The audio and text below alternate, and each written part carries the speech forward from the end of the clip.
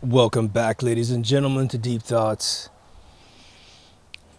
It's September, the hair's getting longer. This is where I start enjoying life. Although it's a little windy today.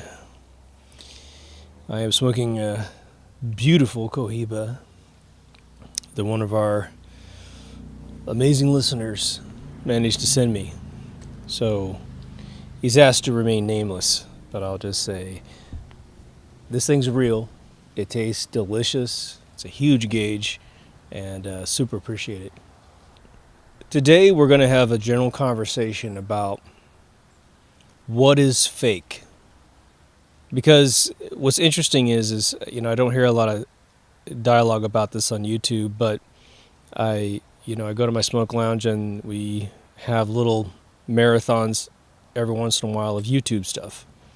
And it's everything. It's from space program stuff to flat earth to all the different divisions of politics. Who is Elon Musk? Joan Rivers is still alive. Michelle Obama is supposedly a man. On and on and on. It's everything. And it's very oftenly spoken. That's even a word, oftenly. It's very often spoken, what is real anymore? Is the whole world fake? Is the whole world a bunch of conspiracies? Because it starts to pose a dilemma where, at some point man needs to be able to put 2 feet on the ground and believe that that's Earth or some place that you're supposed to be, right? But when you start to wake up, there is almost this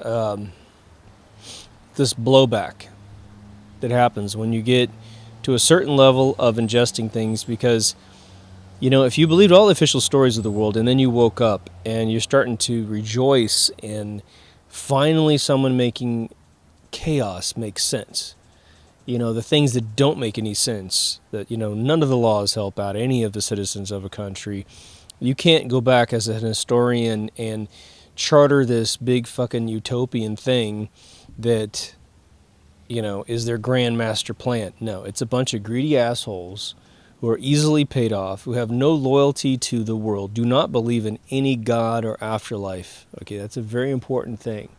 These are soulless human beings. If for whatever reason, through abuse, through just genetic retardation, they do not believe that they participate in an ecosystem of greater life force. So they can do whatever the hell they want, right?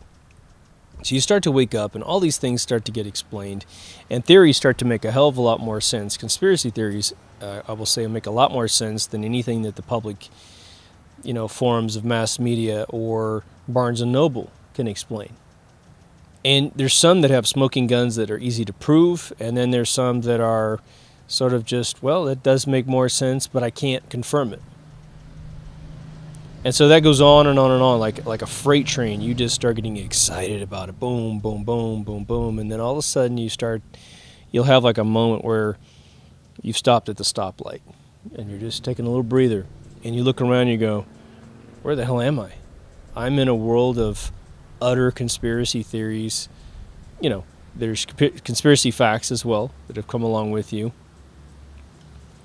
But I think that without getting the brochure of why everything happens in the world, there's, no matter how many conspiracy facts you believe you've uncovered, there has to be a circumstantial conspiracy theory that is sort of the lining of it, or the cloud of the little fish that swim next to your bigger whale of conspiracy fact. And so all of that's a little unnerving.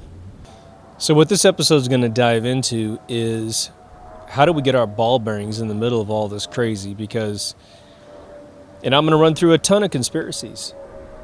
So for those of you who like a lot of different subjects, I'm just going to literally pull them out of my head. We're going to analyze them for what we know and we don't know. and sort of maybe temper our emotions around subjects that don't have a tremendous amount of certainty, right? But now let's just take a quick second here, a little quick kind of orientation recap. It's going to be a little existential, but it's, I think, a really good sort of centrifuge in the middle of our skyscraper that will keep us stable in the middle of these earthquakes we call conspiracies. We are made of complete truth. The universe is made of complete truth. Bar none. That's reality. Okay. Now, as I said just very recently here, but it's good time to remember this. The truth is the truth, whether or not anyone ever discovers it, or if when discovered, anyone believes it. So the beauty of those two facts is that you are not far away from the truth at any point in time. You are an integral part of pure, capital T, truth. So for those who believe in Gnostic connections or antenna connections or frequency holographic universe connections to the universe, I want you to see yourself really sort of blister packed in the truth. And so accessing what is encompassing you and creating you and sustaining you shouldn't be a big stretch. But because we perceive there's a distance between us and the truth, someone else has it incubated inside some container, we can't get to the container in our minds, and so we can't have the truth. Why say that?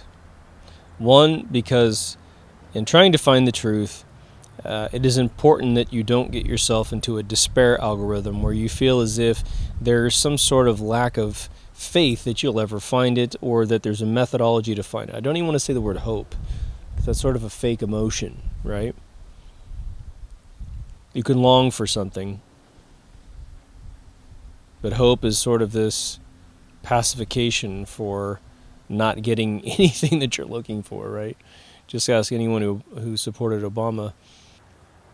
What I think is very interesting about trying to find out what is true and what is false in this world is that there's no formal artery that is sort of the constant of the universe for us to ever find out anything. Besides waking up, engaging your known senses, whichever ones you're willing to acknowledge your body has, and simply saying, as it occurs to me right now, this is what I believe is happening. Hitchhiker's Galaxy, as I keep going back, it's one of the most brilliant journeys of internal and external realities, meaning what's inside your consciousness and what is outside in the real world. They meet the guy that they believe runs the galaxy, and he is so as existential. I've mentioned him in the past. But they ask him, if he has a cat, and he says, well, I think I do. I call his name, and he comes to me, and I feed him, and I think it's a cat. So he was living in an absolute abstract sort of interpretation of reality. He only measured his senses in the now and wasn't completely convinced that anything was occurring, which I think the way that Douglas wrote it was utterly brilliant back in the day. I've never heard anyone attempt to write such a thing in any other fictional piece. I'm sure it's happened, but for me, that was the first time I'd ever seen it. Why is that important to us to remember such a thing? Well, let me ask any of you who have made maybe 25 or above, and you can remember back when you thought something was one way when you were younger, and you realized, and you were just certain, and you went 10 years plus thinking it was a certain way, and when you grew up and your conviction of believing it a certain way turned out to be, just fizzled away, and you're like, well, I don't even care if nobody even knows this happened in my life, and so I can now just retell the story in my own brain as something totally different. Santa Claus is one of those examples in one way or the other. We all get kind of baptized out of that belief realm, right? So now, as Marshall McLuhan said, medium is the message. And what are the mediums by which we take in information? Well, the most pristine method of taking in information, and it doesn't really call out the whole notion of whether it's true or false, but it's really human-to-human interaction. Maybe you would say the very first 0-point medium that exists is you and your senses and the universe.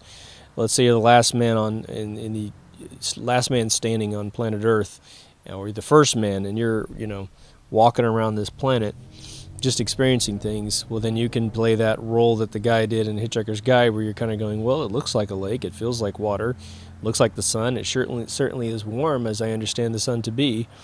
And you're just building up reality as you experience it. Now, that's your personal realm. The next realm down is human-to-human interaction, having a conversation, hoping to God that your language is the same language as they speak, and that even within your own language, there might be 10,000 symbols that you use to communicate, and they have 10,000 symbols in their brain. So there's no shortage of understanding each other's speech. I'm going to gloss over the fact that there's all kinds of facial communications, body language communications, and all that stuff. We're going to stick with conversational stuff. But then we get into artificial sort of, maybe artificial is the wrong word, but I would say almost replication mediums. What is a magazine, a newspaper, and a book? It's a replication of someone's thought process into those symbols. It sort of lacks any context of inflection. When all of us text today, we know that there's a lack of inflection. And it's frustrating when you read something wrong. But what is really fascinating about it is, and some writers might contest that a good writer can communicate such things, but how many times have we been reading these written words on paper or now on electronic devices, and we believe that we are getting the proper inflection from the writer? Because an inflection completely changes the context of the information. But then we got the telegraph, then we got the telephone, then we got the radio, then we got television, then we got film. Film, then television. And now we have the internet, which has birthed a tremendous enhancement of image quality, sound quality, etc. And these are the mediums that now, that's like the carrier wave, right? When I teach internet protocol stuff, I always teach them that, TCP/IP, the protocol that pretty much runs most of the internet, is sort of like the telegram technology. But within the telegram, Grandma could be giving us a recipe for pie. So inside that, we have how to make a pie. And that's a little sub-protocol, sub-method of communication. Get some sugar, get some this, heat up the oven to that. It's a set of steps that allow you to make a pie. So on the outside, the telegram has a set of rules that allows it to transfer from point A to point B. Guys got to learn Morse code. Tap, tap, tap. Crosses all these different state lines until you get the message wherever you live. But within that message is a sub-protocol, which is the message on how to make a pie. Think of it the same way. A telephone allows two people to communicate. Now, in the past, it was just me talking to you. And then it was sort of a disembodied version of me being with you. Hey, that's still very functional. I'm not getting any of your facial recognition, I'm not getting your facial tics and features and body language. You could be rolling your eyes saying, oh yeah, I totally like you. And, and you're making the face like, get rid of this person, Then we have film. And film is a visual medium at first, and then it got sound, in the 30s, and actually got sound before that, but it allowed fictional stories to be told. And there are stage plays and things I'm overlooking, but when you can mass distribute a product, it is way more powerful than someone saying, I'm going to do Macbeth in New York on Broadway, and it's 1912. Well, you have to go to Broadway to see that particular production, but if I can film it and distribute it to 100,000 theaters across the United States, now you've got a power behind that medium that's really huge. And we have to cover mediums before we get into this fake thing, because this is how we're getting our information that makes us feel either comfortable or uncomfortable. This is where we're judging whether or not we get truth or an untruth from something, right? When the internet came up with HTTP protocol, right, hypertext transfer protocol, we were allowed to send anything of any medium from one computer to another. Sound, movies, pictures, written word, We're able to, use different typefaces and make it beautiful. Now we're bringing back 3D, which should be amazing. All kinds of really cool things are going on the internet. The internet has never ceased to be cool.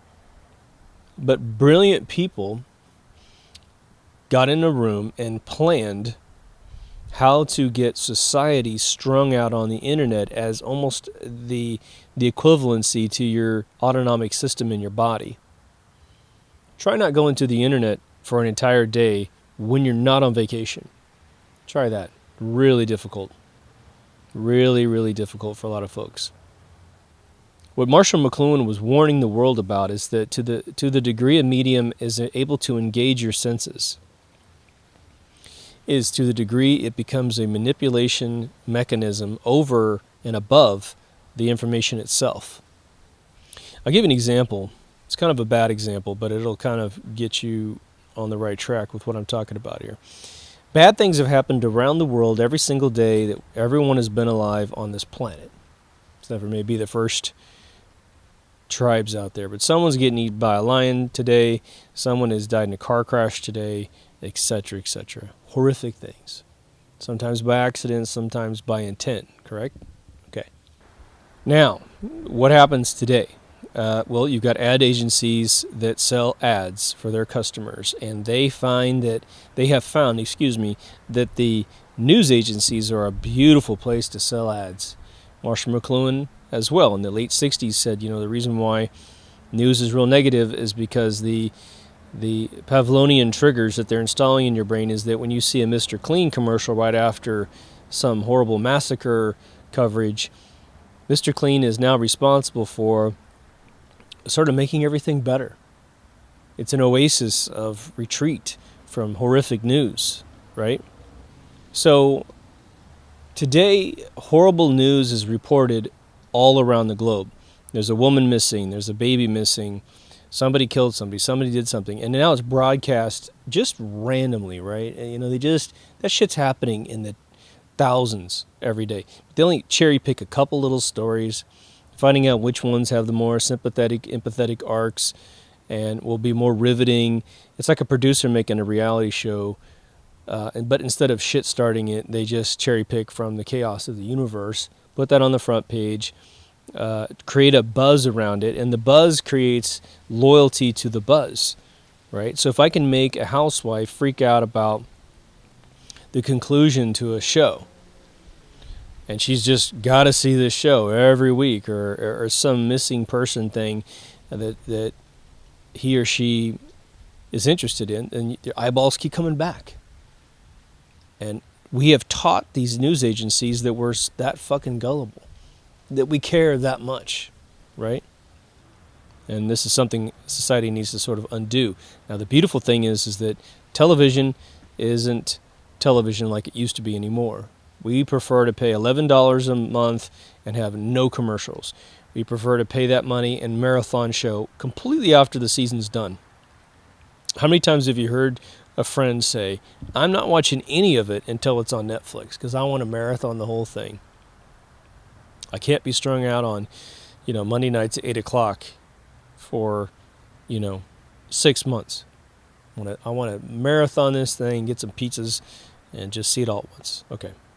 If you did not have an internet web page associated with your preferred news source, how would the thing that I just told you, be possible? And this is Marshall McLuhan's point. If you had to wait for news at 11, but you're always asleep at 10:30, you never see news at 11. And so the addictions that they're trying to stick in your mind at 11 never occur in your mind. But now, news is 24/7. It's headline news on CNN, which I used to watch before I realized who they were. But now you have web pages. They're available all day long. And so you can get crappy information in your brain constantly. The addictions soar. Everyone's always trying to chastise everyone about addictions. I made an episode on cigars, and some guy came in and said how much of a dick I was for having dared to make an addiction episode when I'm smoking a cigar. I have been fully disclosed about this thing, right? So before we jump into some of these conspiracies that have to do with what's fake and what's real. Because a lot of people ask me, where do I get my information from? And I've given several answers over the years. Part of it is to just be able to read between the lines, to keep agendas of bankers in your head at all times so that you understand. Once you understand the agenda of a banker, which is complete control and domination and the destruction of everything sovereign, including individual rights, nation borders, all that stuff, globalism coming in and creating regions instead of nations, all that shit, population control, that everything that you see on the news starts to make a hell of a lot of sense, right? But all of our sources are so abstract, aren't they? In terms of form. YouTube is a very, very fascinating experiment as long as you sort of take control of what you're looking at on the channel, on that channel that is YouTube. If you're clicking on recommended tab, you are inviting yourself to be duped, because there's algorithms that will satiate you with sort of, in a lot of cases, cleansed videos. Videos that don't mention certain sort of touchy subjects that they don't want you to listen to. Now, obviously, because they have to keep the conspiracy of manipulating what you see sort of hidden under the carpet, you can still find your buddy's video that says all the things that they don't want you to hear, but you have to find the direct link to it, because they will do what they call ghosting you. And I've had a few listeners run some tests for me to see on computers that have never been to YouTube, when they search on certain subjects that we have on this show, like the moon hoax, which is approaching 9,000 views, episode 26, they searched on moon hoax, and I was number 2. Well, that's pretty cool, right? Now, of course, they could be sensing IPs and doing kind of a cross-analysis, but some folks have gone to work and tested it and said it comes up, so that's good, because there's a concern with some of the users that we're getting what's called ghosted, which is this channel is not being included in the search results, which is why our subscriptions literally are painstakingly slow, right? For me, hey man, I just do my thing. If people dig it, that's great. The episodes are really long, so that chases away a lot of the kind of lowbrow viewers. No offense, but just we have thinkers who subscribe, But YouTube is this amazing melting pot of society that can go in all directions, and there are channels that have a tremendous amount of integrity, and there are channels that have absolutely no integrity, I saw this funny one. There's a channel out there called Apex TV at the time of this recording, and they're having a lot of fun with all the conspiracies. And they just make shit up. And they interviewed some 15-year-old kid and tried to act like he was a time traveler. And they blurred out his face because, they knew he was 15 years old or something like that. He's no older than 18, I'll tell you that much. And the kid was reading from a script, and God bless them, they created a little piece of entertainment. But that's what that channel is. It's entertainment, and it's hey, more power to them, and knock it out. But nothing's real on that channel. It's just interesting. But that's the freedom we have with YouTube. And Facebook doesn't really have, in my opinion, the amount of fun and entertainment on Facebook is sort of non-existent. Yeah, you might find your favorite movie has a fucking web page, but whatever. YouTube's a lot more fun. And I think in my travels, YouTube is Grand Central Station for conspiracy development, incubation, and validation, or elimination. Because it's so easy just to look at a video. You're doing something else in your office, you're doing something else around your house, and you can just put it in the background and listen to it if it's not much on the visual side of things, like this show, or someone's breaking down a bunch of ISS videos and showing you why they think it's fake, So let's get into it. What's fake and what's real? Well, there's a little bit of a division there, isn't there? Let's take flat Earth versus globe Earth. One could say one is fake and one is real.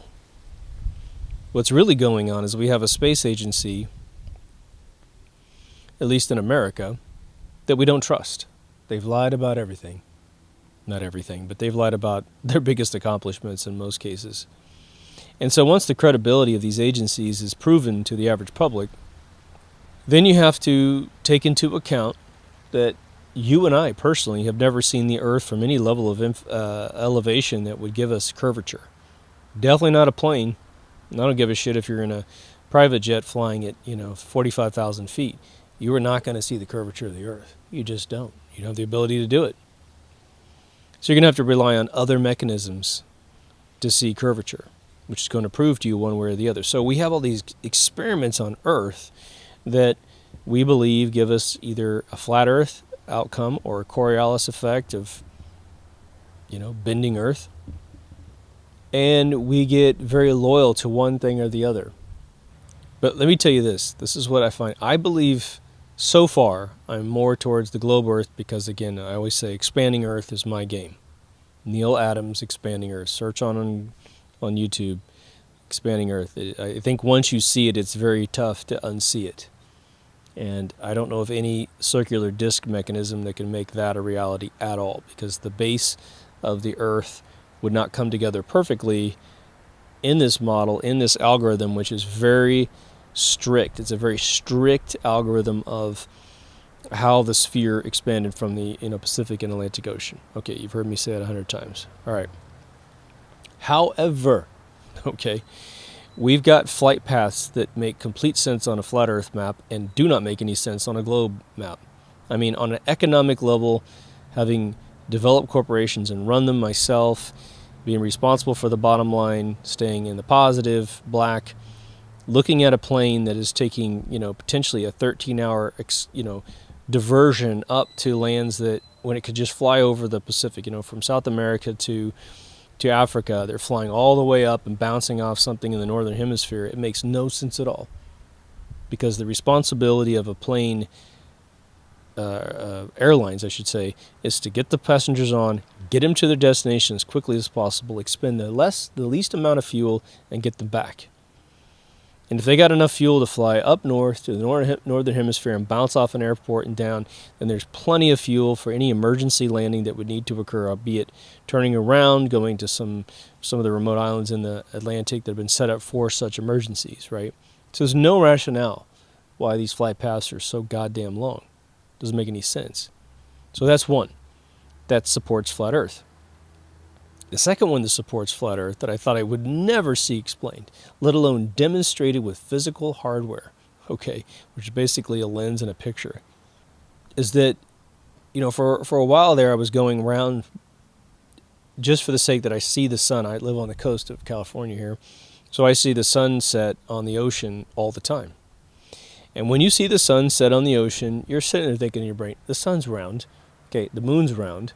Round shadows seem to get on the moon somehow, and this damn sun sets. And so I'm just thinking, come on, guys, isn't it obvious that we're probably round too, and everything else is round, all the planets are round that we can see out there, right? Again, I've seen Saturn with rings in my buddy's backyard with a telescope. So I've also seen Jupiter at the Griffith Observatory. So I could say Griffith might have messed with it, whereas my buddy definitely did not. Okay. But when the guy did the experiment with the lens on the tabletop, which was a lens that was the exact refraction of light that's supposed to happen in the atmosphere, and this is official science, not flat Earth science, and you just film it with the camera and pull the picture of the sun back.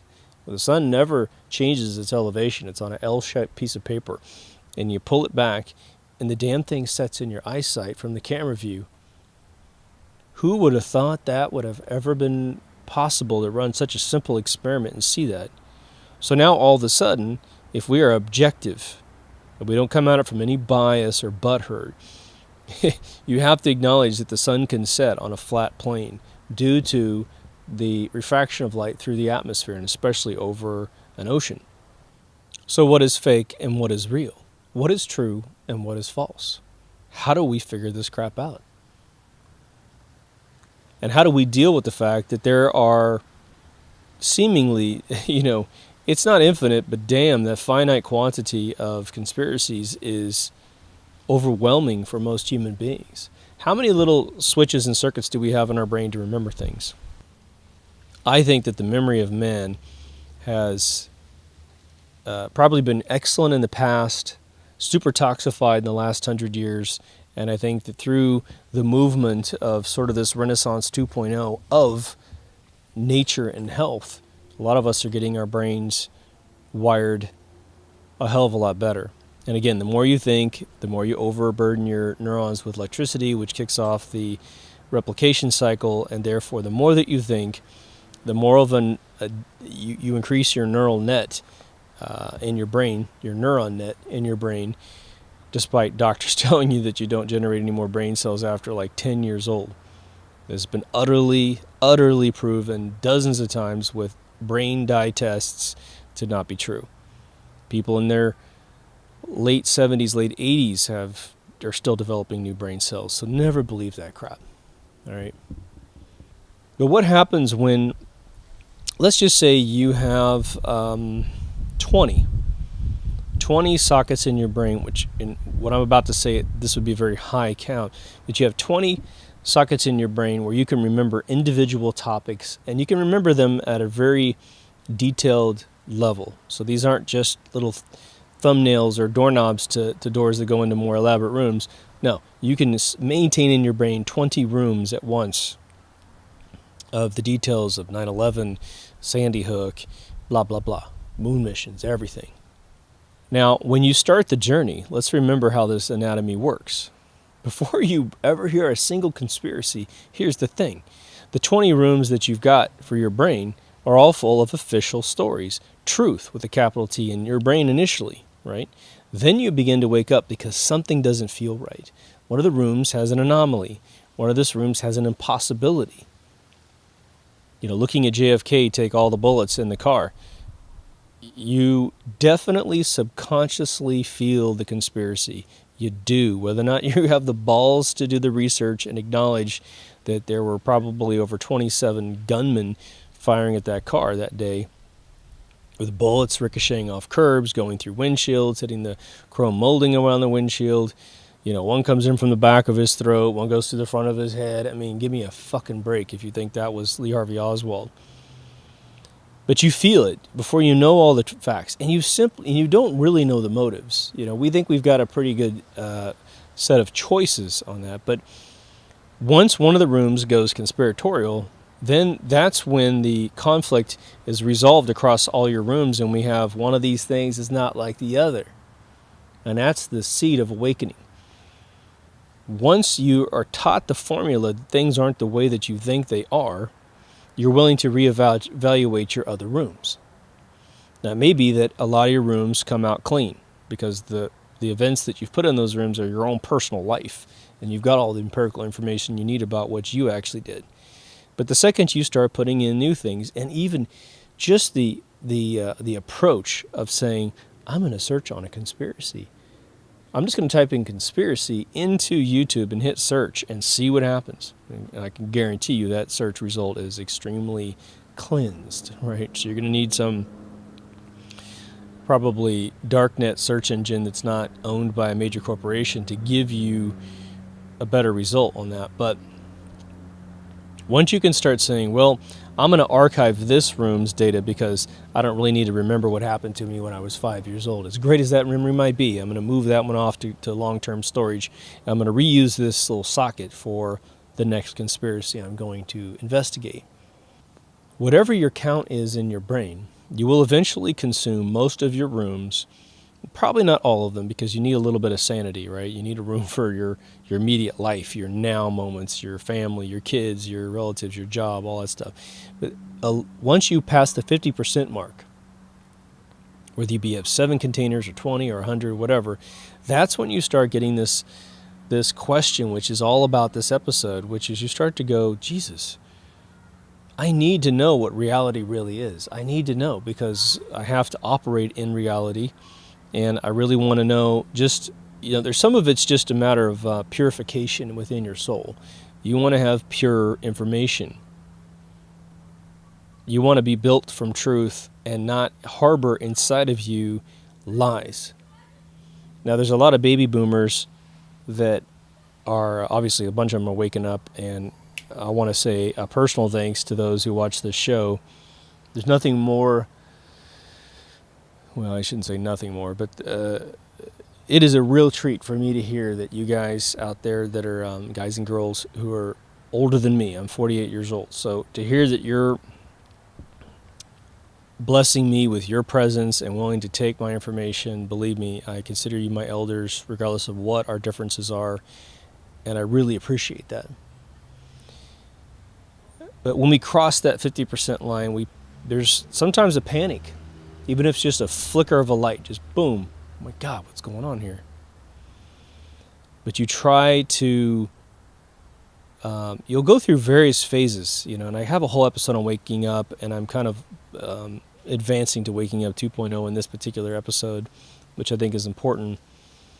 But we tend to have this sort of conflicting moment in our mind where we want the truth, but even with the most dedicated perseverance of the truth, there'll be these moments when you have a shock to your heart, and you don't want to acknowledge that shock has occurred. So if you're like me, you'll push the shock out, and you'll simply go, well, this emotion doesn't really have any value to my immediate or long-term presence in this world. I need to toughen up. I need to be more resilient towards doubt. Because, let's say you're supposed to walk from point A to point B. Or let's not use the word suppose. Let's just say that you decided to go from point A to point B, and it's a path down some trail. But you're not quite sure how long the distance is between point A and point B. You've been told this is the yellow brick road, and it'll eventually get you to the Wizard of Oz, the city of Oz, with the wizard in there. If you have to walk too long down that path, there's going to be a moment when you go, God, is this really going to take me there? I can't see the city from where I am. I've been on really high mountains, and I still can't see the city in the distance, but I see the road continue. Is this a ruse? Am I being had? Does this go to a cliff?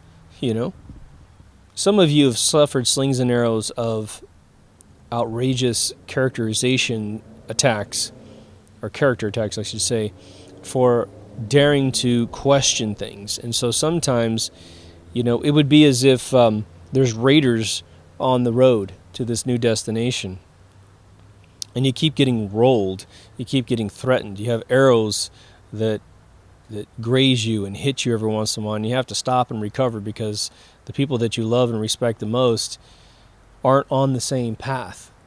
And so they have the ability to, throw pellets at you.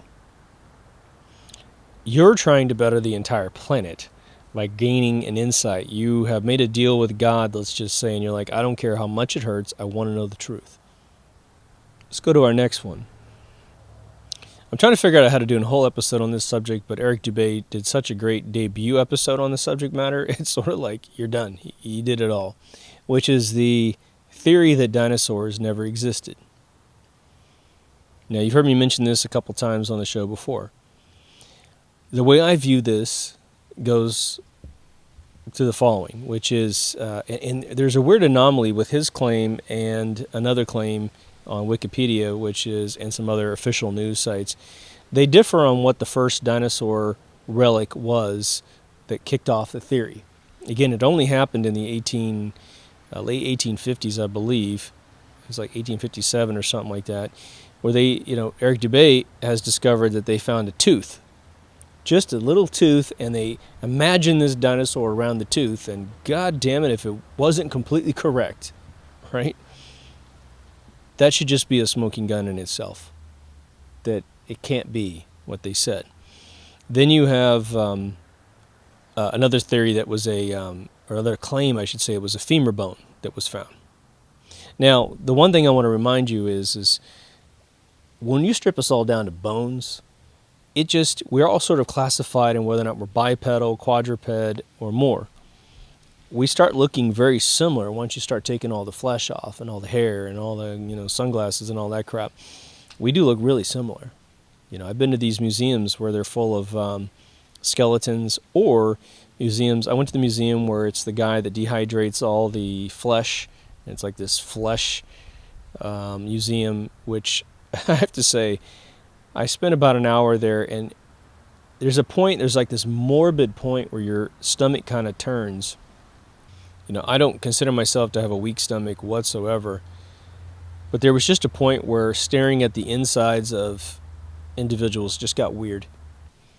So, cannibalizing living beings, to fake dinosaurs and then finding fossilized skeletons from the past may give you the sense that these things are real. But where did that whole thing come from?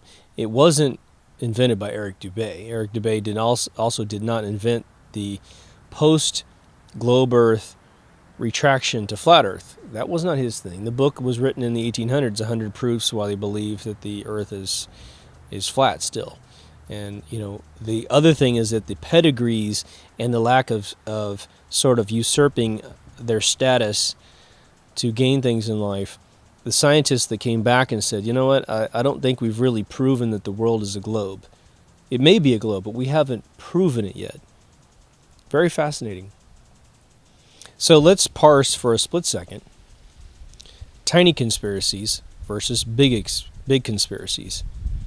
And it is interesting that in our brains, we can almost instantaneously measure whether or not conspiracy seems big or conspiracy seems small.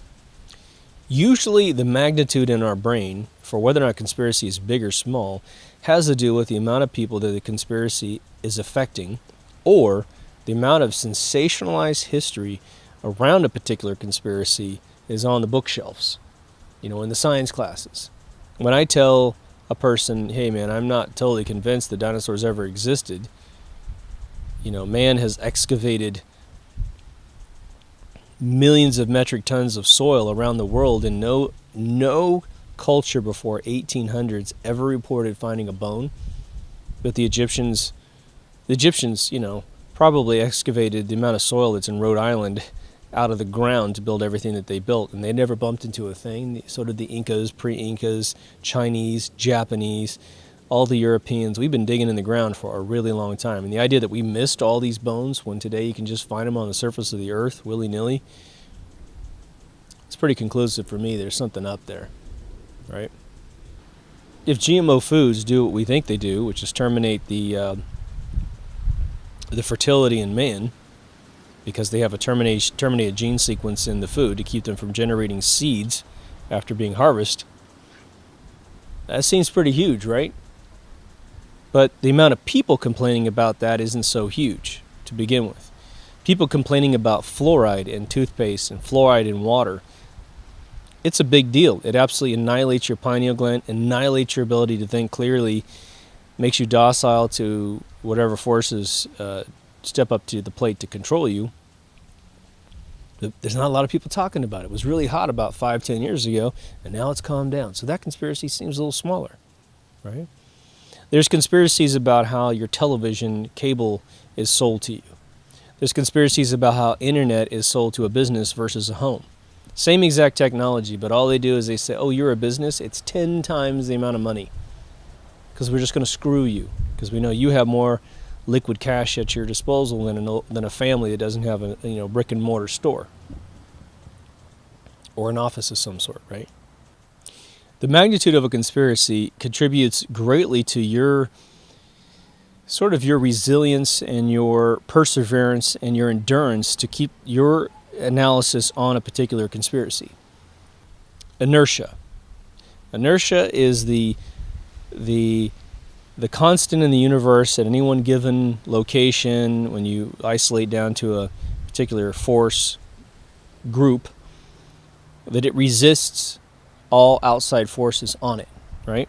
So when you're charging along, say you're running full bore down the street, and someone tries to push you, they've got to counteract your force moving forward to knock you off your path. So your brain works the same way.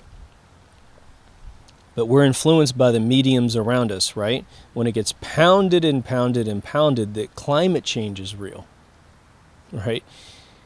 Society is largely a tail-grabbing construct, right? Everyone's trying to fit in through tribalism, and boy, you want to be on that winning team constantly because you can't, people can't own their own minds, and so they just kind of go with the flow. They don't have enough academic brilliance to figure out what's real and what's not. Everyone's always complained about the weather since the beginning of time, and now we have really a bunch of brilliant, greedy people that want to depopulate the world using carbon taxation and make baby making cost a lot of money, to make being alive cost a lot of money, right? They're using climate change as a technique to start carbon credits, right?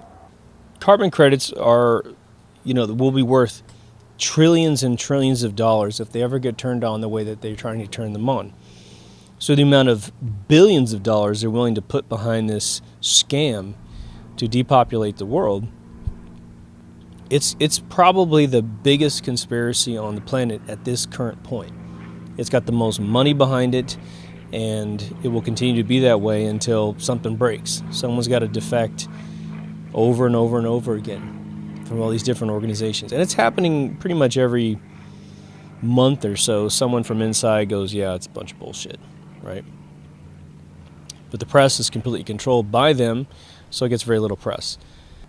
At least it gets very little press without utter ridicule behind it, right? But how do they manipulate our brains? Through medium, right? Television, radio, web pages, all the above on websites.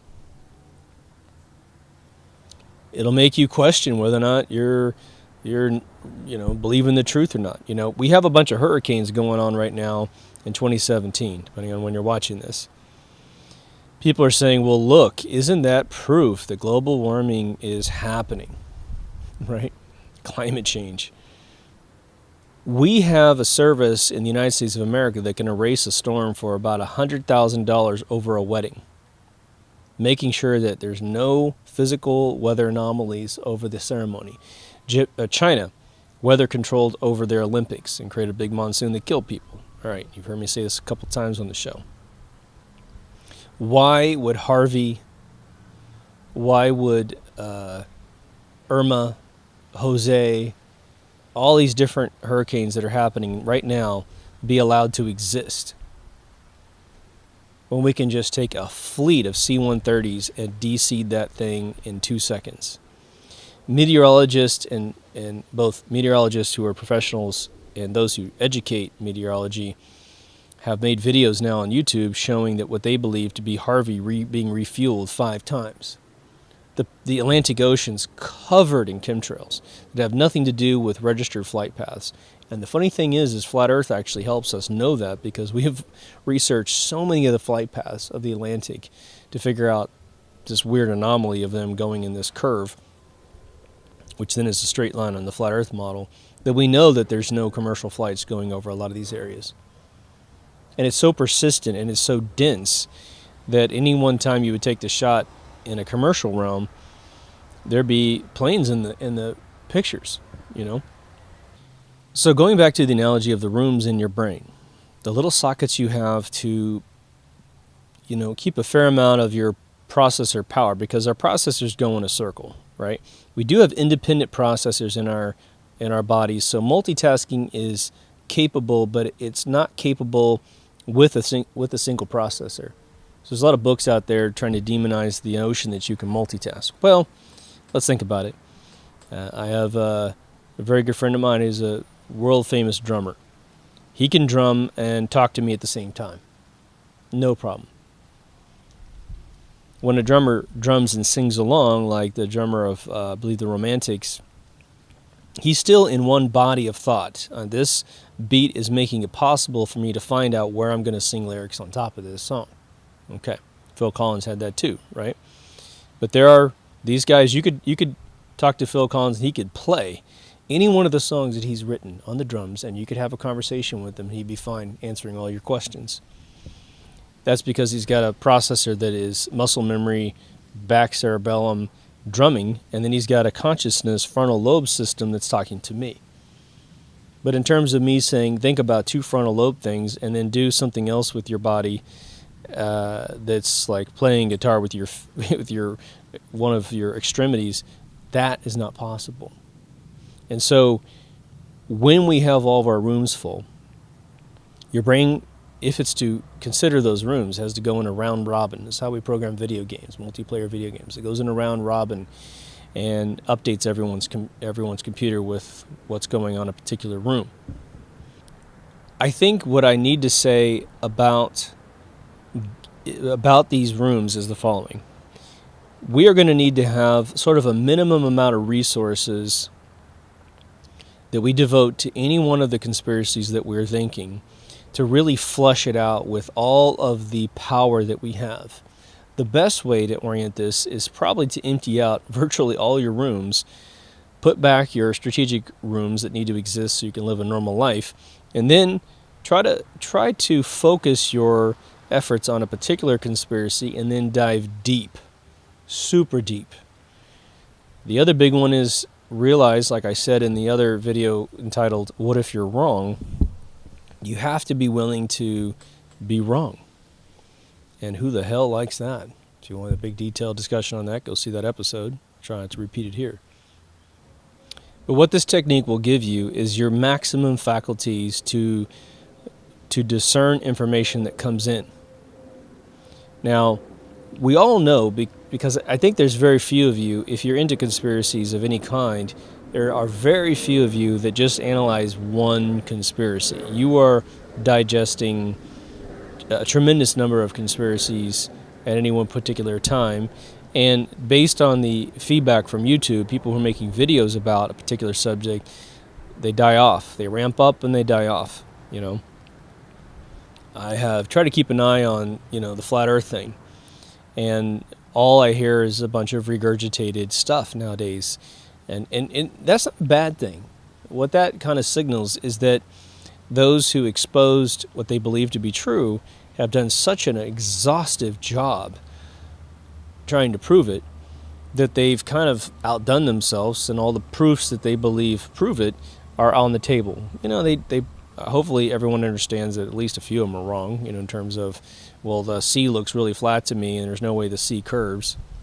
Go see my episode on gravity to understand how that might work in the opposite direction. But I want to discuss one of the paradoxes with conspiracies in general, which is the defense mechanism that we've discussed several times on this show. But since we're right here, it's good to mention it right now to think this thing through. One of the common defense mechanisms, besides asking the reason why and trying to isolate a motive, which is always the most challenging, is the notion that a bunch of people have to participate to keep conspiracies going. Now, what's interesting, one of the benefits for us with things like climate change, formerly global warming, right? It only got changed because they were full of shit, was that we now have proof beyond any shadow of a doubt that science doesn't really matter. The head meteorologist at MIT has just recently come back out 10 years after he participated in the creating of the movie The Great Global Warming Swindle, and reaffirmed his position that it's crap. Now, how could a guy be a PhD level meteorologist at MIT and be wrong? How's that even possible, right? There's not a lot of moving parts when you get down to his level. He sees the entire ecosystem of the greenhouse gas layer, which is 99.9% water, and he understands that CO2 is negligible in the atmosphere.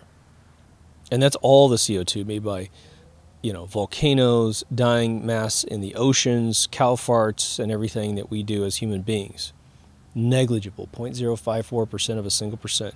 A 540th of a single percent is the amount of CO2 in the greenhouse gas layer. Nothing. But now, look at the world. Look how many people are buying into this bullshit. And let's just take the sample of people that are very devout who have never done a single iota of research into it. They're unwilling to hear a dissenting voice, and they're tail grabbing. They feel like they're in the tribe, the winning team, and there's nothing you can do to convince them to consider not to be a part of that team. Now, I want to say I would have complete respect for someone who says, well, I know it's fake, but I think the world needs to be depopulated, so I'm supporting this alternate fake agenda to get the world depopulated. Hey, if that's what you believe, at least I respect the fact that you know what's going on, and we simply differ on the density of world population. You probably wouldn't get me to argue that China should go down by probably 500 million, and so should India. I think India can go down nearly 1 billion. I mean, I don't want anyone to be murdered or killed or anything like that, but just regulating birth. Realize if 2 people have 2 children, the world's population doesn't increase. If 2 have 1, they've brought the world population down relative to their ability by half, So there's techniques of depopulating the world that don't hurt existing humans on Earth, right? So the moon mission is a very interesting one because people believe that thousands and thousands of people would have to be in on the conspiracy. Well, just like the Hadron Collider built by CERN, you have 10,000 human beings participating in the daily operations and construction of that particular machine, the biggest machine that mankind has ever built, right? Someone out there listening has been an electrician. You've been in some form of construction. Some of you have been in science. You're scientists, formerly scientists. Well, you mean to tell me if someone wanted to pay you a 6-figure salary, or you're going to get a contract to build one of the largest machines on Earth, you're going to sit there and contest its objective if the outward press is that it's one of the greatest things since sliced bread? No. You're going to take the money. You're going to build the object. You don't have time for conspiracies. You're just going to put stuff together. You don't care. So a ton of these people that are supposedly required to be in on the conspiracy aren't actually required to be in on the conspiracy. And so anyone throwing numbers around and generalizations is just putting up a smokescreen for their own frailty inside their hearts. For the moon missions, it's all about patriotism. Don't tell me we didn't go to the moon, because that takes away my usurpation of being a man, and man made it to the moon, and so I'm stealing all this victory for my own edification. What the Black Pigeon guy says is the foundation theory for NASA. The foundation theory for NASA is they went to the moon. And they are fucking top dogs, man. Now, again, like I've said in previous episodes, they have some of the most brilliant people on Earth working for that organization. It's just, again, left brain versus right brain really calls out how easily it is to manipulate these individuals. The more right brain a scientist is, the more they think outside the box, and they can see that they might be getting manipulated to create a smokescreen for something. But don't forget that there's a lot of rationales that can be told to a human being to get them to go along, to say, look, we're going to fake this thing to the moon. But it's really just to outdo the Ruskies, to get rid of communism. Isn't that a good thing? And think about all the kids that are going to get into science as a result of this, because they're inspired by this, yada, yada, yada. And someone goes, yeah, okay, all right. What else am I going to do? I'm a scientist, and these are the only people that employ scientists, so I guess I just got to go along with the flow. And hey, this will be exciting, and if I go along with the conspiracy, I get to visit high schools for the rest of my life, saying I helped participate in the moon landings. Right? So if you think about that mindset and someone being convinced to go along with the conspiracy for whatever reason, someone is assisting with these chemtrails being sprayed all over the planet. Again, in non-commercial flight areas. On days when it's blazing hot all over California, when they're trying to convince us that the thermals going up there are ice cold to create, trails that turn into clouds, right? I point at a chemtrail and I go, what is that? Oh, that's a contrail. 20 minutes later, I point at the same exact thing in the sky and someone says it's a cloud. It's the greatest experiment you can do for yourself to shake out any doubt that these things are real. Clouds are not made from the back of planes. Just a little shout out there. So as we are trying to sift out what is fake and what is real, we have essentially operatives that are creating these conspiracies for greedy control mechanisms in most cases. All right. Again, greed conspiracies are like GE lost the patent to a light bulb a long time ago, and so they went to Congress and said, "Look, we're going to create this green movement bullshit. We're going to make a bunch of mercury-filled, crappy bulbs that actually spend more power than a normal incandescent light bulb. We're going to propagandize the shit out of this, and Everyone's going to have to buy our patented light bulb, and therefore we control the industry again. We legislate it into existence. DuPont lost its patent for Freon in the early 80s, lobbied Congress for about 8 years to forbid Freon from being used. Why? Because DuPont wanted to have patent control / money control over what people were using to cool down their cars, their refrigerators, etc.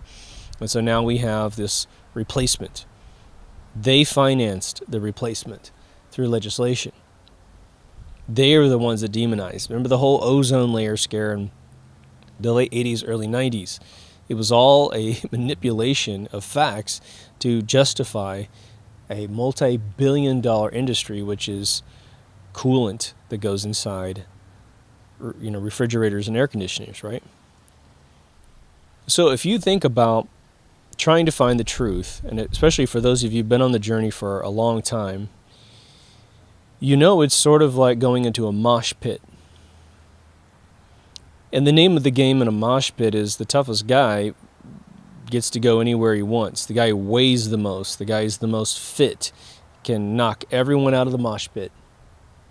Because it's not really a fight. You don't necessarily punch a guy in the jaw and knock him out with his glass jaw. You just go in there and get bumped around. I've seen some brutal shit in mosh pits in my lifetime.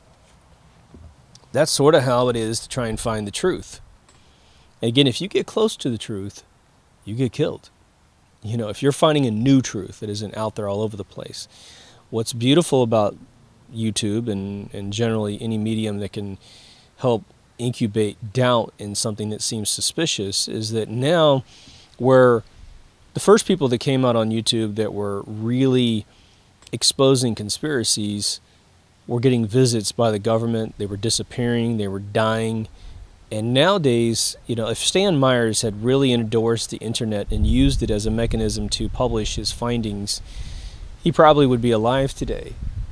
If he didn't go for money, he'd be alive today. But instead, he was holding out, trying to make it a business. And you understand why he did what he did, because he was brilliant. He invented a car that ran on tap water. But like I've always said, if you create a zero-point energy system and you hold it for money, you're going to die. They're going to find you and they're going to kill you. But if you just release the recipe to the world on how to make it with a schematic that is so simple and safe, and it gets around all the regulations and all that stuff, and everyone can go to Radio Shack and Walmart or whatever and buy the pieces to get this thing built, tell me where you're going to have to pay for anything in life. What would you do if you saved it and you made billions and billions of dollars? What is the freedom you get from $1 billion? Well, you go anywhere you want. You never have to work again in your life. You get to do the maximum amount of things that a human being can do on this planet because you can pay for it. Okay. But you make a zero-point energy system that powers every restaurant, every cruise ship, every plane in the world. You mean to tell me you got to pay for anything? I don't think so. You walk into a restaurant and go, I'm the reason why you don't have to pay for electricity. Mind if I have a meal?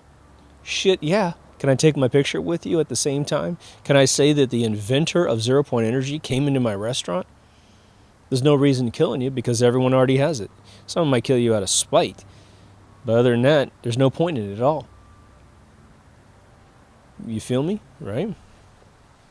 But back to our mosh pit analogy. Everyone in the mosh pit that's coming after you is trying to protect their perception of the world, right? Don't tell me the world isn't the way it is. I've worked really hard, maybe, to come up with this concept of how the world works. I don't want to hear about your dinosaur thing. I was telling a good friend of mine about the dinosaur thing because he was mentioning dinosaurs and using it as a stepping stone to another piece of information. I said, well, dude, I'm not sure I believe that they ever existed. And I gave him, and he was sitting next to his wife, and I started mentioning the theory about, that Eric Dubé presented last year. And she was like, I've heard of that, and it's really compelling to think that maybe we've been duped. And he just literally turned to me and said what a few friends of mine have said, which is, stop talking, I don't want to hear anymore. I don't want you to interfere with my love for dinosaurs. Now, he was kind of joking when he said that, but he is also revealing the truth inside his heart. And so again, on this show I always say, don't ever try to push stuff on people that don't want to hear it. Let them find their own way. It's just like trying to convince someone to change their habits in the world. They have to change because they want to. And that's the same thing for conspiracies in general, right? I think one of the things that helps, and again, we're going to get into the backside of really dementing our minds at the same time, because people don't talk about that very often, which is, to finish up before we jump into that, you have to understand the methods of attack. I think most of you are hip on that, but the methods of attack, you're being called names without any, counter evidence. Like some people make these videos that are very well researched. They're doing their best to parse a particular truth, right? Or a conspiracy. And people will go in and say tinfoil hat. Tinfoil hat for me, anytime you hear that comment made, it's a bot that's been built by the Army Corps PsyOps to ridicule you. It's an AI that's in there. They don't have to say anything, but tinfoil hat. If you could look up all their comments they've made on other videos, I'm willing to bet those accounts have millions of tinfoil hat comments that are probably cut and paste identical passages. And it's just to shake you a little bit. It's to make you go, oh my God, am I nuts?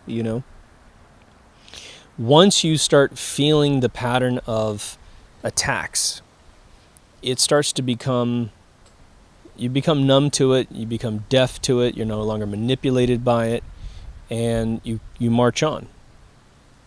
Now, let's jump over to the other side, because this is something we don't really want to acknowledge that often. What are the chances that the official stories are all true,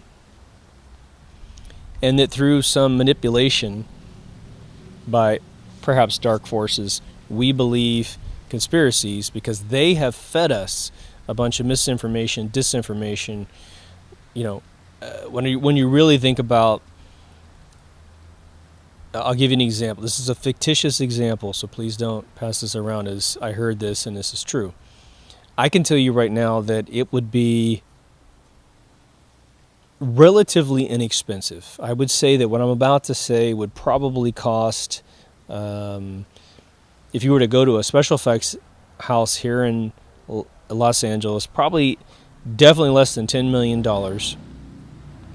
to model Dallas, Texas on the day that Kennedy was shot. Model every single person that's been in every single photograph. Model Kennedy himself, the car, everything. The grassy knoll, every leaf on every tree. Roll the scenario, animate the whole thing according to what really happened, and then twist and turn characters to do things that they never did. The driver of the car looks like he's looking back at Kennedy with a gun in his hand as the last resort to kill this guy. But the kid in the rain drain shot him in the head, right? Not the grassy knoll, but the rain drain. The 18-year-old kid that disappeared after he went back to his work, covered in shit, hid in a bathroom for 45 minutes at his gas station job. They called the cops on him. He was hauled away. No one ever saw the kid again, right?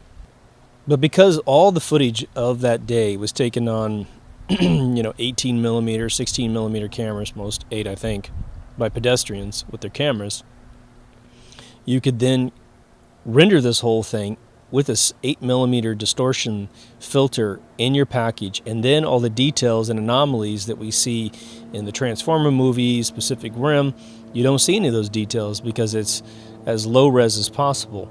That takes a lot of heat off the artist to make this thing perfect. And then they can do whatever they want with the action, re-release it. They could claim anything.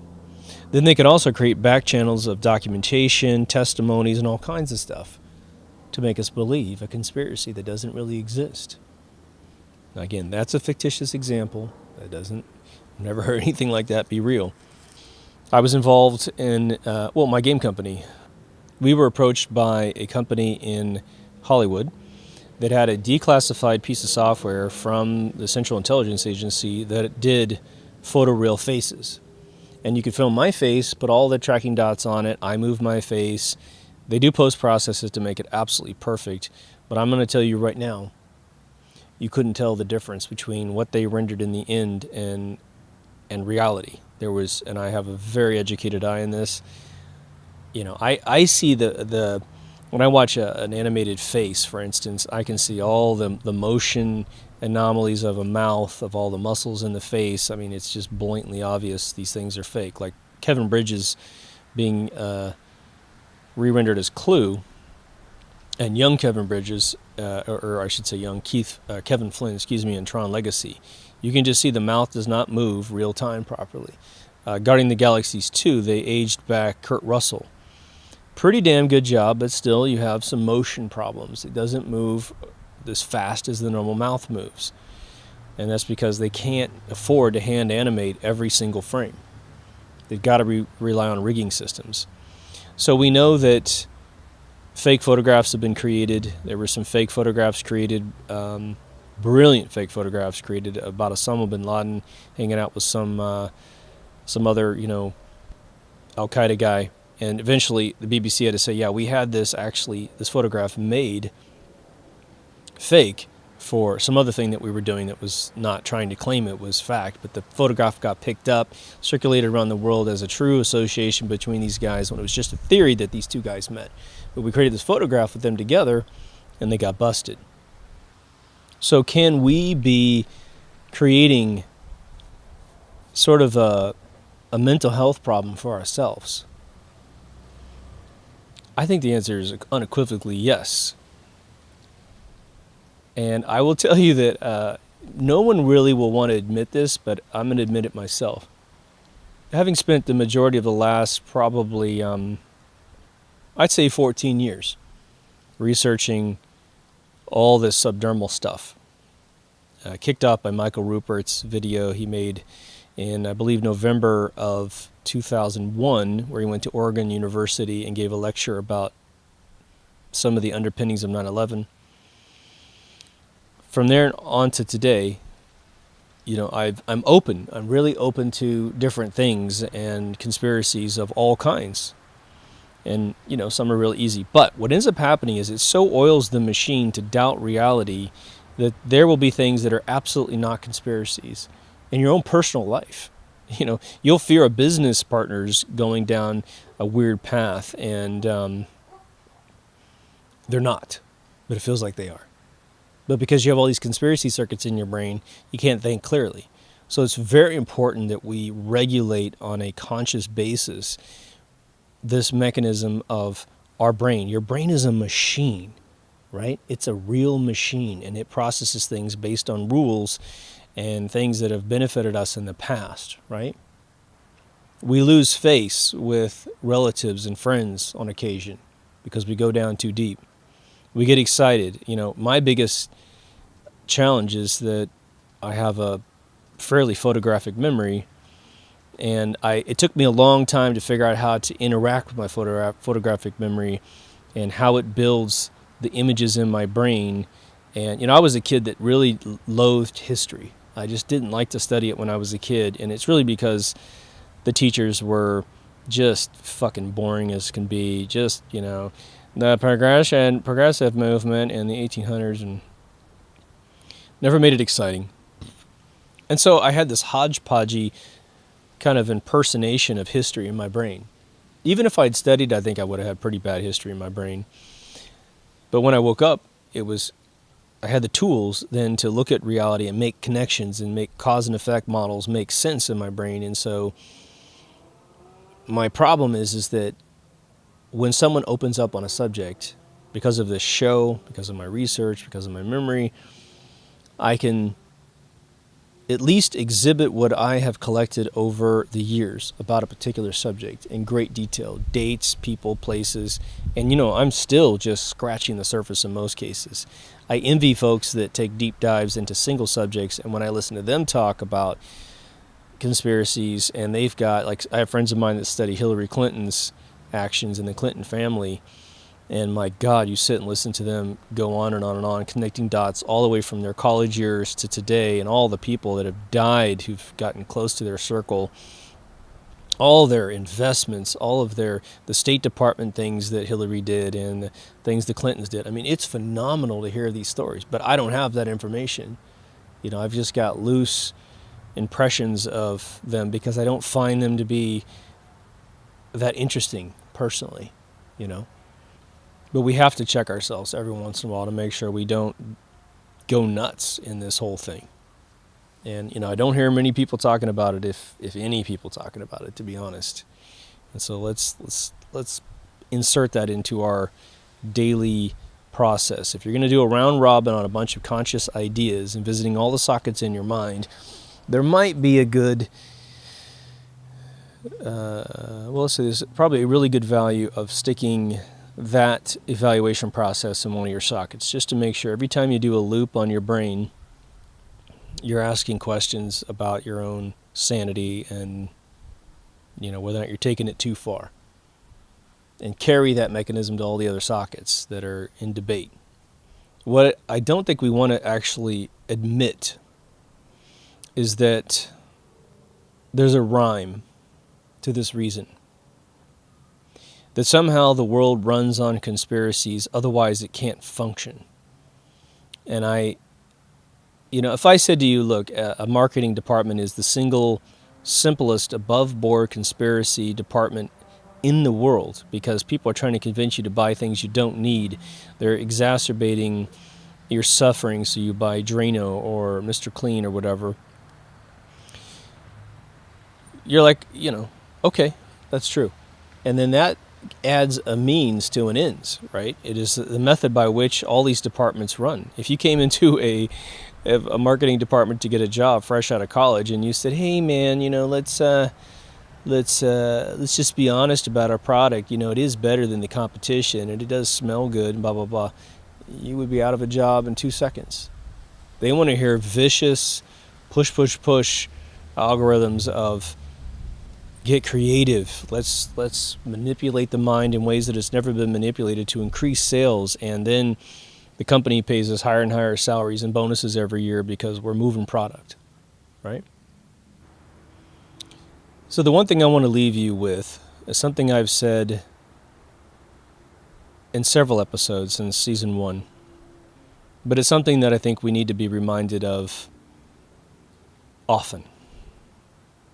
And you're going to have probably a knee-jerk response against this notion, but let me encourage you to just take a deep breath, count to 10, and then think about this theory again to see if you can't come up with some form of understanding what I'm saying.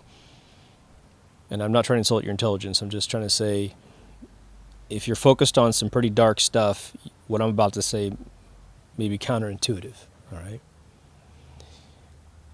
It is my solemn belief that 99% of this world, if not 0.999, carry the 9 several digits out of the 7.5 billion people we supposedly have on this planet,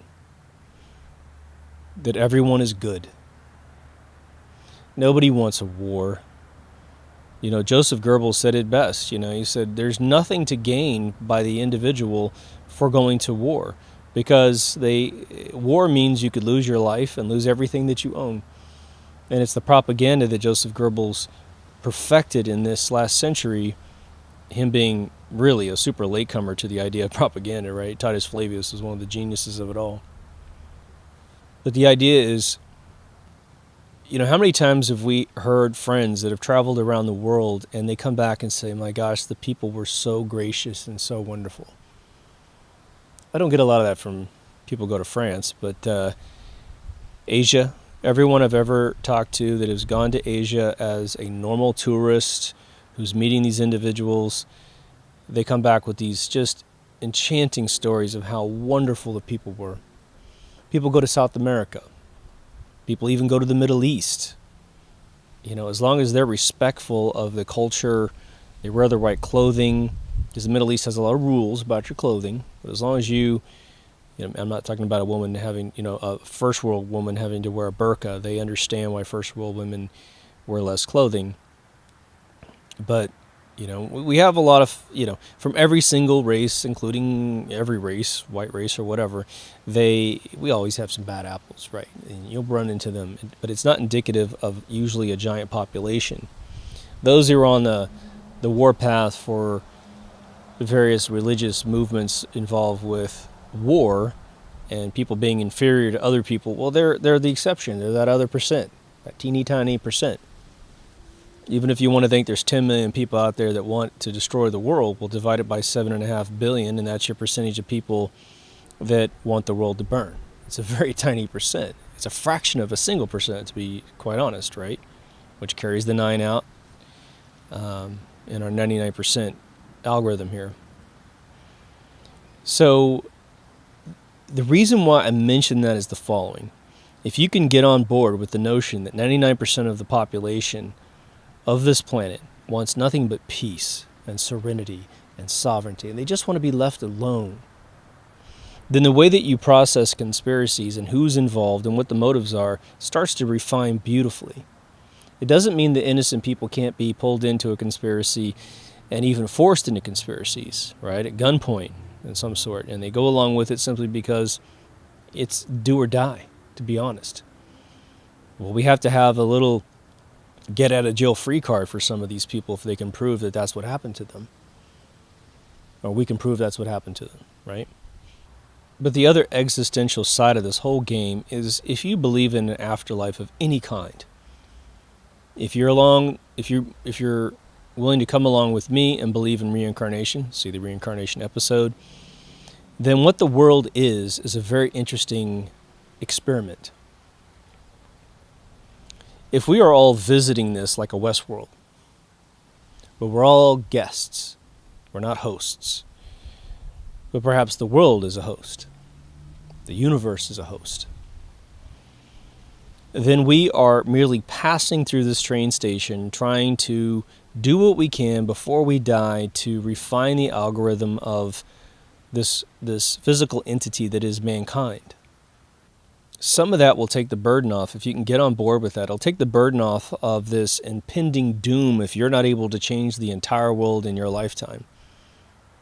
I understand a lot of you want to see that happen, and I'm one of them, right?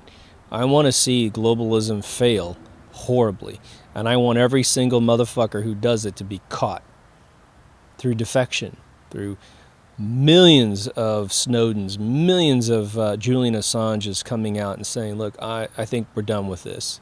I'm no longer willing to go along with it. And, it's a bunch of deep throat releases of information to get the ball rolling, which we're seeing now. But in the end, we have a bunch of demented people who have demented minds, non-empathetic, non-sympathetic, self-serving, super greedy. They have had it bred, all good things bred out of them and all evil things bred in them. And so it's a virus. It is literally a virus. If you take mankind as an ecosystem of life, this is a virus that is sort of eating away at us. Now, at the same time, like I've said several times, we celebrate heroes because of war. We got a movie, it was about a sniper who went to the Middle East and killed, 165 people or something like that. It's his confirmed kill count or something like that. And we revere this guy for killing all these people. All right, can you prove to me everyone deserved to die? Really? Then we have heroes because an iron catches on fire and starts an apartment fire, a house fire, and a fireman or just a citizen walking by runs in there and saves a baby, saves a puppy, saves a mother, a father, whatever. For me, I prefer to have the latter form of hero than the former. Someone being manipulated in their mind to believe in propaganda, to rationalize killing people that they don't have to speak their language, for God's sakes, and they're killing them, right? There was a funny video I'm going to close on. A buddy of mine posted a video of this kid sitting on a porch. And he was talking about how hard he was, how much of a thug he was, and how hard he rolls. And on video, I don't know if it's a fictional video. It was really well done if this was fake. But, it happens. These kids are brilliant with these little short videos. But a friend walked up to him and said, okay, we got to go. And he looks at him. The kid's off camera. You never see this kid asking him questions. But he keeps the camera on himself perfectly, which sort of suggests maybe it's a setup. But it's a beautiful example.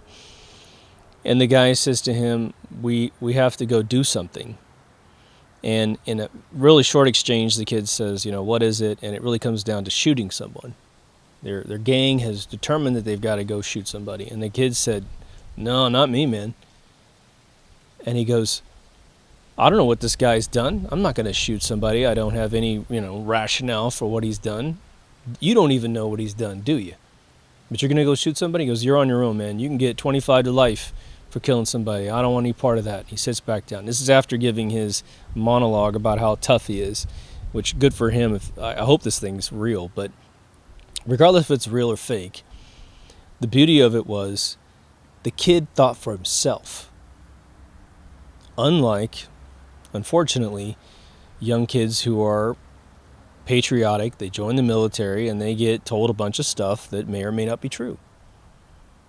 I think most of us are mature now that we don't blame astronauts for perhaps participating in the hoax of going to the moon. They're under gunpoint, literally.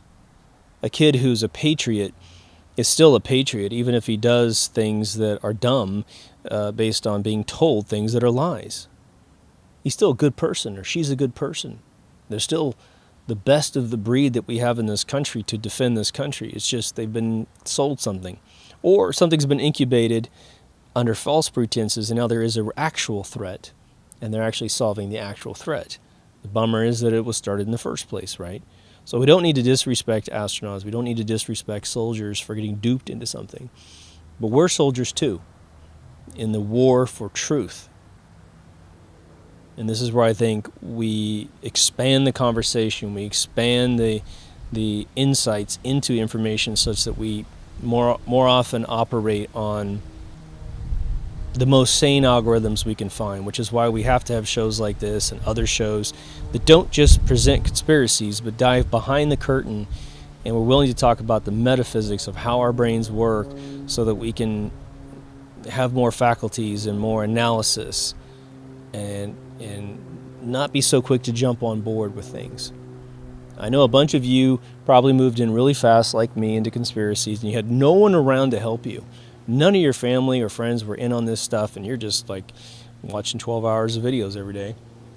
But today, say you've been doing this for a decade, hell, you could be doing it for a couple of years, and you gain perspective. So I'm pretty sure you feel me on this one. What is fake? Well, we're all going to find out one day, hopefully, right? I think what's interesting about the notion of an afterlife with this current climate in our world today is that usually most of us subscribe, if there isn't any sort of afterlife, not that it will not that it will matter to us once we leave this planet, if we indeed actually exit the planet as a soul of some sort. But we all kind of think, I think, in most cases, that there's some sort of access to truth once we transcend. Again, we don't want all the truth, trust me. You don't want to be God, We want mystery, we want choice and that kind of stuff. So partial truth allows that to continue to exist if there truly is an afterlife. In the end, I think even if you can contribute to a single piece of truth being exposed to your friends and family or the world through whatever means you have necessary, even if there's no afterlife, you will have made your tribe, the human race, better by spreading this stuff out there. Perhaps putting some in a time capsule just in case they try to reset the world. It can be found somewhere, right? But I think man's devotion to sovereignty and free will is absolute, and I think that because of that absolute nature, we will always prevail in the end. It just may not happen on our watch or as quickly as we'd like. DeepThoughtsRadio.com for all the feeds. There's video if you're on audio if you're on video. There's a locked Facebook group. There's a Patreon page if you want to support me on a monthly basis. If you want to get the audio version, there's iTunes, Google Play, or just visit the website on your mobile device. Click the RSS feed at the top or the icon on the lower right, and on your mobile device it will attach to the feed beautifully if you have like a podcast reader of some sort. I use Podcast Addict on my Android. I find it to be pretty amazing for all your needs. Anyhow, take care of yourself and someone else. Find the truth, and I will see you on the next Deep Thoughts. Over now.